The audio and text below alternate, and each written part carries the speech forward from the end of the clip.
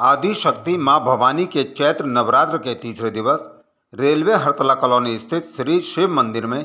मां भगवती के तीसरे स्वरूप चंद्रघंटा देवी की पूजा आराधना करने के लिए श्रद्धालु जन बड़ी संख्या में पहुंचे और मां भगवती के साथ ही मंदिर में विराजमान समस्त देवी देवताओं की पूजा आराधना कर उनका आशीर्वाद प्राप्त किया। इस पावन एवं पुनीत अवसर पर सभी भक्तों ने मां भगवती के जयकारे लगाकर वातावरण को और भी अधिक भक्ति में बना दिया। मंदिर पहुंचे सभी भक्तों के हाथों में आचार्य द्वारा वैदिक मंत्र उच्चारण करते हुए माथे पर तिलक और हाथ में कलावा बांधकर उनके उज्जवल भविष्य के लिए प्रार्थना की जा रही थी।